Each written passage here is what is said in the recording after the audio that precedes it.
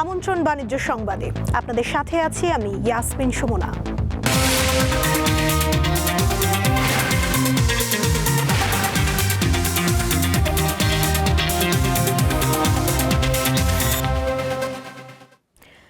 আজ ইনকিলাব মঞ্চের মুখপাত্র শরীফ ওসমান হাদির কবরে ফুল দিয়ে শ্রদ্ধা নিবেদন এবং কবর জিয়ারত করেছেন বিএনপির ভারপ্রাপ্ত চেয়ারম্যান তারেক রহমান। বেলা 11:30টার দিকে শাহবাগে যান তিনি। এরপর ভোটার হওয়ার জন্য নির্বাচন কমিশনে যাচ্ছেন বিএনপির ভারপ্রাপ্ত চেয়ারম্যান।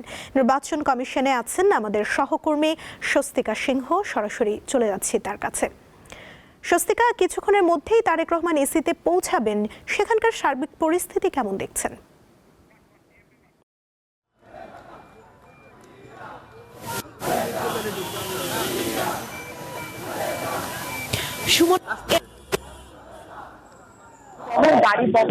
নির্বাচন কমিশনের যে আঞ্চলিক কর্মকর্তাদের যে ভবনটি রয়েছে, যে ভবনটি প্রশিক্ষণ ভবন নামে পরিচিত, সেই ভবনটিতেই কিন্তু তার গাড়ি বহর প্রবেশ করেছে এবং সেই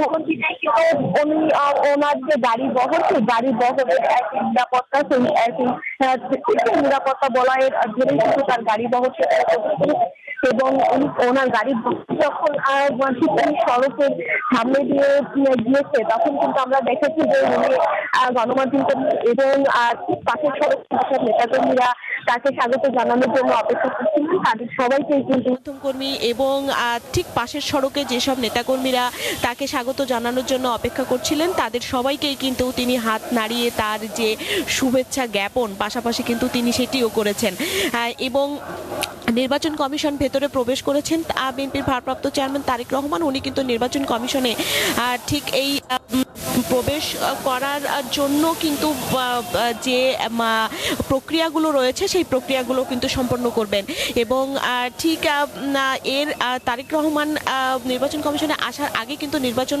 কর্মকর্তাদের একজন জানিয়েছিলেন যে এখন আর আইনি বাধা নেই, আইনি বাধা বা আইনি জটিলতা যেগুলো ছিল সেগুলো শেষ হয়েছে এবং সবকিছু যদি ঠিক থাকে তাহলে বাংলাদেশ সম্পন্ন করার 14 ঘন্টা পর কিন্তু তিনি আসলে দীর্ঘ সময় ভবনে তার আসা এবং নির্বাচন ভবনে প্রবেশ করা এবং এই জায়গায় কিন্তু তার প্রথম কাজ রয়েছে জাতীয় পরিচয়পত্র নিবন্ধন করতে যে ফিঙ্গার প্রিন্টটি ব্যবহার করা হয়, যে ফিঙ্গার প্রিন্টটি আসলে নেওয়া হয়, সেই ফিঙ্গার প্রিন্টের যে প্রক্রিয়াটি রয়েছে সেই প্রক্রিয়াটি কিন্তু তারেক রহমান সম্পন্ন করবেন। তারপর আইরিশ ও বায়োমেট্রিক সংগ্রহ করার যে প্রক্রিয়াটি রয়েছে সেই বায়োমেট্রিক সংগ্রহ করার প্রক্রিয়াটিও কিন্তু তিনি সম্পন্ন করবেন এবং এই সকল প্রক্রিয়াগুলো সম্পন্ন করার আগে কিন্তু তারেক রহমান এবং তার কন্যা জাইমা রহমান কিন্তু অনলাইনে ভোটার হওয়ার যে আবেদন আগে কিন্তু তারেক রহমান এবং তার কন্যা জাইমা রহমান কিন্তু অনলাইনে যে আবেদন ফর্ম রয়েছে সেই ফর্ম কিন্তু তারা পূরণ করেছেন এবং সেই অনলাইনের ফর্ম পূরণ করা এবং এই এখন নির্বাচন কমিশনে তার জাতীয় পরিচয়পত্রের যে প্রক্রিয়াগুলো রয়েছে, আইরিশ, বায়োমেট্রিক সংগ্রহ এবং ফিঙ্গারপ্রিন্টের যে কাজটি রয়েছে, এই কাজটি যদি এই সমগ্র প্রক্রিয়া কিন্তু নির্বাচন কমিশন থেকে জানানো হয়েছে যে নির্বাচন কমিশন থেকে আশা করছে যে সকল জটিলতা বাদ দিয়েই কিন্তু ঠিক 7 থেকে 24 ঘন্টার মধ্যে কিন্তু তার এই প্রক্রিয়াটি সম্পন্ন হওয়ার পরই একজন ভোটার হবেন এবং বাংলাদেশের একজন ভোটার হওয়ার পাশাপাশি কিন্তু ভোটার হওয়ার কিন্তু তিনি ঢাকা 17 আসনের একজন ভোটার হবেন জাইমা রহমান এবং তার যে জাইমা রহমানও কিন্তু ঢাকা 17 আসনের ভোটার হবেন এবং তারেক রহমানও ঢাকা 17 আসনের ভোট দিবেন বলে আমরা আসলে সেই সূত্র ধরেই কিন্তু উনি আসলে গুলশানে যেহেতু ওনার বাসভবন, সেই বাসভবনের যে এরিয়া, যে জায়গা রয়েছে, এলাকা রয়েছে, সেই এলাকাতেই কিন্তু তিনি আসলে হবেন। পাশাপাশি কিন্তু আজকের পর যে 7 থেকে 24 ঘন্টা পার হওয়ার পরই কিন্তু তিনি বগুড়ার একজন ভোটার, পাশাপাশি একজন প্রার্থী রয়েছে জাতীয় এই যে সামনে যে নির্বাচন রয়েছে, সংসদ নির্বাচন, সেই জানি যে তিনি বগুড়ার একজন প্রার্থী হিসাবে উপহার পৌঁছে দেওয়া, এই যে কাজগুলো, এই প্রক্রিয়াগুলো কিন্তু উনি আজকে এই ভোটার প্রক্রিয়া সম্পন্ন হওয়ার পরে কিন্তু উনি আসলে করতে পারবেন। এবং নির্বাচন কমিশন থেকে কিন্তু গণমাধ্যমকে আশ্বস্ত করা হয়েছে, একজন কমিশনার কিন্তু জানিয়েছে যে এখন কোনো আইনি জটিলতা নেই, সার্বিক যে প্রক্রিয়াগুলো রয়েছে সেই প্রক্রিয়াগুলো কিন্তু খুব সুস্থভাবে সুন্দরভাবে সম্পন্ন হবে। শুধুমাত্র তাদের যেহেতু এই বায়োমেট্রিক যে ভোটার আইডি কার্ড রয়েছে, বায়োমেট্রিক ভোটার আইডি কার্ড তৈরি করার জন্য আসলে কিছুটা সময় সাধারণত লাগে, সেটি কিন্তু জানিয়েছেন। এবং তার ফিঙ্গারপ্রিন্ট এবং আইরিস এই সবকিছু সংগ্রহ সবকিছু শেষ হয়ে গেলে এই 24 ঘন্টার মধ্যে কিন্তু তার এই যে ভোটার হওয়ার যে প্রক্রিয়া সেটি কিন্তু সম্পন্ন হবে। এবং পর বাংলাদেশে তার আসা এবং বাংলাদেশে আসার যে প্রধান দুইটি কারণ, একটি তার অসুস্থ মা রয়েছেন এবার কেয়ার হাসপাতালে ভর্তি, তিনি এনপির একজন চেয়ারম্যান হিসাবে তিনি এখনো কিন্তু দায়িত্ব রয়েছেন খালেদা জিয়া।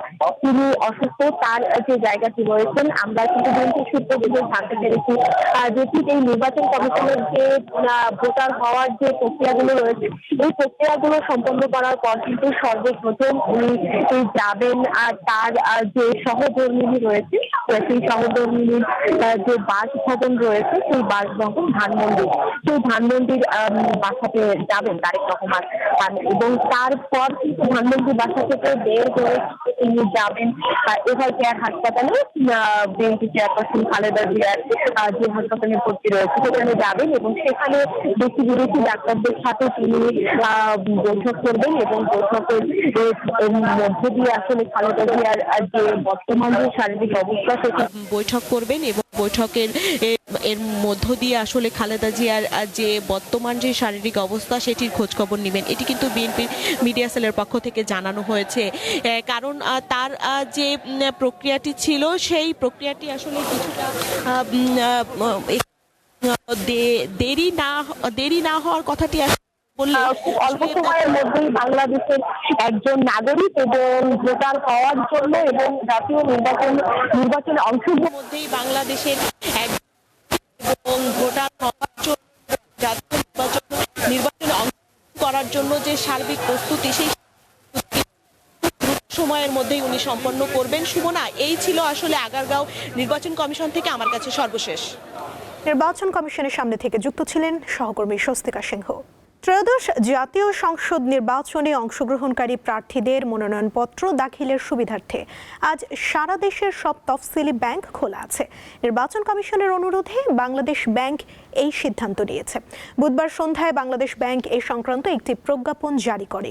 ইসির চিঠিতে উল্লেখ করা হয় 29শে ডিসেম্বর মনোনয়নপত্র দাখিলের শেষ দিন। এর আগে টানা 3 দিনের ছুটি থাকায় ব্যাংকিং কার্যক্রম বন্ধ থাকলে প্রার্থীদের পক্ষে প্রয়োজনীয় অর্থ জমা দেয়া কঠিন হয়ে পড়বে। নির্বাচন বিধি অনুযায়ী মনোনয়নপত্রের সঙ্গে জামানত ও ভোটার তালিকার সিডি ক্রয়ের অর্থ ব্যাংক ড্রাফট, পে অর্ডার বা ট্রেজারি চালানের মাধ্যমে জমা দিতে হয়। এই সংকট নিরসনে শনিবার ব্যাংক খোলা রাখার অনুরোধ জানায় নির্বাচন কমিশন।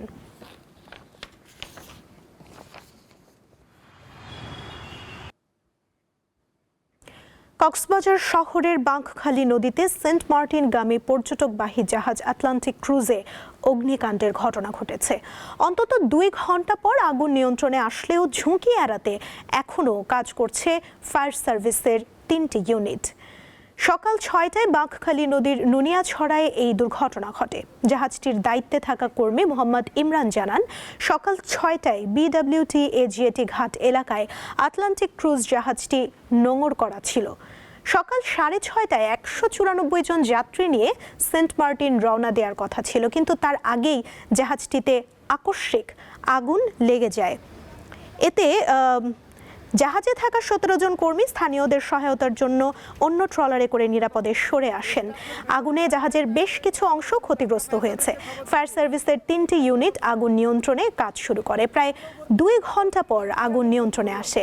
আগুন লাগার কারণ এখনও নিশ্চিত হওয়া যায়নি। জেলা প্রশাসক আব্দুল মান্নান জানান, ঘটনার তদন্তে একটি কমিটি গঠন করা হবে।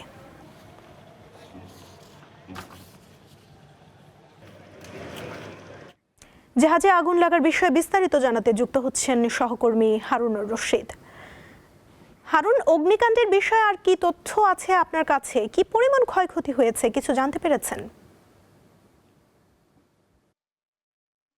সুমনা, আপনি জানেন যে কক্সবাজার BAWTA ঘাটে প্রতিদিন সেন্ট মার্টিন যাচ্ছে প্রায় 6টি মতো জাহাজ। সেখানকার আটলান্টিস ক্রুজ নামে একটি জাহাজ আজকে 194 জন যাত্রী নিয়ে সেন্ট মার্টিন যাওয়ার কথা ছিল। ঠিক তার আধ ঘন্টা আগে হঠাৎ করে জাহাজে আগুন লেগে যায়। আগুন লাগার ঘটনা এরপরে 6টার দিকে আগুন লাগলো, 6:35-এর দিকে ফায়ার সার্ভিসেস আগুন নিয়ন্ত্রণ আনে। প্রায় 2 ঘন্টা পর্যন্ত তারা কাজ করে। তারা 12:30টার দিকে তাদের কাজ শেষ সম্পন্ন করে। অবশ্য তারা একজন পরিচ্ছন্নতা কর্মী নূর কামাল নামে এক পরিচ্ছন্নতা কর্মীর লাশ উদ্ধার করা হয়েছে এবং পরে তারা ক্ষয়ক্ষতির পরিমাণটা তারা এখনো জানায়নি। তবে ক্ষয়ক্ষতির পরিমাণ নির্ণয়ে তারা কাজ করছে বলে জানিয়েছে এবং জেলা প্রশাসক এই ঘটনাস্থল পরিদর্শন করেছেন। জেলা প্রশাসক আব্দুল মান্নান জানিয়েছেন, তিনি বলেছেন BAWTA কর্তৃপক্ষ এবং ফায়ার সার্ভিস কর্তৃপক্ষ যথাযথ যারা সংশ্লিষ্ট কর্তৃপক্ষ আছে তাদের সবাইকে নিয়ে একটা কমিটি গঠন করা হবে। সেই কমিটির রিপোর্ট পর্যন্ত অপেক্ষা করার কথা তিনি জানিয়েছেন। এবং ফায়ার সার্ভিস তারা অভিযানে যেটা বলেছে ফায়ার সার্ভিসের উপ সহকারী পরিচালক মোর্শেদ হোসেন যেটা জানিয়েছেন, তিনি বলেছেন তারা প্রায় 12:30 পর্যন্ত কাজ করেছেন, উদ্ধার অভিযানে নেমেছেন এবং জাহাজের বড় একটি অংশ আগুনে ক্ষতিগ্রস্ত হয়েছে এবং নূর কামাল নামে এক পরিচ্ছন্নতা কর্মী ছিল ওখানে, তার লাশ উদ্ধার করা হয়েছে। এর আগে যারা জাহাজের ক্রুরা ছিল, যারা জাহাজের কর্মী ছিল, তারা প্রায় 17 জন তারা একটা স্থানীয়দের সহযোগিতায় একটা বোটে করে তারা ওখানে নিরাপদ স্থানে সরে যায়। এইভাবে উদ্ধার অভিযানটা শেষ হয় এবং উদ্ধারে আর তাদের সমাপ্ত ঘোষণা করে ফায়ার সার্ভিস। এই অবস্থায় জেলা প্রশাসকের পক্ষ থেকে যে টিম গঠন তারা কাজ করছে ক্ষয়ক্ষতি নির্ণয়ে। এই সুমনা, এই ছিল আসলে কক্সবাজার আমার এই জাহাজের আগুন ধরা নিয়ে সর্বশেষ তথ্য। কক্সবাজার থেকে যুক্ত ছিলেন আমাদের সহকর্মী হারুনুর রশিদ। দর্শক, নির্বাচন কমিশনের সামনে থেকে আমাদের সহকর্মী স্বস্তিকা সিংহ আবারও যুক্ত হচ্ছেন। স্বস্তিকা, আমাকে শুনতে পাচ্ছেন? স্বস্তিকা, তারেক রহমান কি নির্বাচন কমিশনে পৌঁছেছেন? সেখানকার বর্তমান কার্যক্রম সম্পর্কে আমাদের জানান।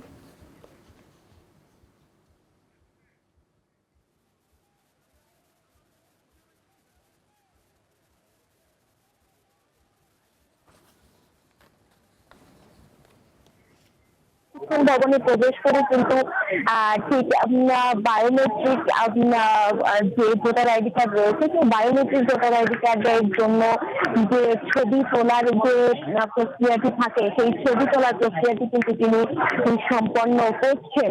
আর কিন্তু মিডিয়া সেলের তথ্যসূত্র অনুযায়ী কিন্তু আমরা জানতে পেরেছি যে বায়োমেট্রিক ভোটার আইডি কার্ড সংগ্রহের জন্য যে ছবি তোলার একজন ভোটারকে যে ছবি যে প্রক্রিয়াটি সম্পন্ন করতে হয়, সেই প্রক্রিয়াটি কিন্তু উনি সম্পন্ন করেছেন। এরপর কিন্তু ফিঙ্গারপ্রিন্টের যে কাজটি রয়েছে, ফিঙ্গারপ্রিন্টের কাজটি তিনি শেষ করবেন এবং তারপর যে আইডি সেট যে বিষয়টি রয়েছে, সেই বিষয়টি কিন্তু তিনি সম্পন্ন করবেন। ঠিক সেই কাজগুলোই কিন্তু উনি সম্পন্ন করছেন এবং সেই সম্পন্ন করার জন্যই কিন্তু ঠিক এই পুরো নির্বাচন কমিশন পুরো এলাকা জুড়ে কিন্তু নিশ্চিত নিরাপত্তার বলয় আমরা সকাল থেকেই দেখেছি এবং সময়ের সাথে সাথে সেই নিশ্চিত নিরাপত্তার বলয় কিন্তু আরো বৃদ্ধি পেয়েছে এবং তারেক রহমানের নিরাপত্তাকে ঘিরে যে নিরাপত্তার চাদরে ঢেকে দেওয়া হয়েছে এই পুরো আগারগাঁও নির্বাচন কমিশন ভবন। কারণ আমরা দেখেছি যে অপ্রয়োজনীয় নির্বাচনের ভবনে যারা প্রবেশ করছিলেন তাদেরকেও বের করে দেওয়া হয়েছে এবং পুরো এই সড়কটিতেই কিন্তু কোনো গণমাধ্যম কর্মীদেরও আসলে যেতে যাওয়ার কোনো সুযোগ নেই।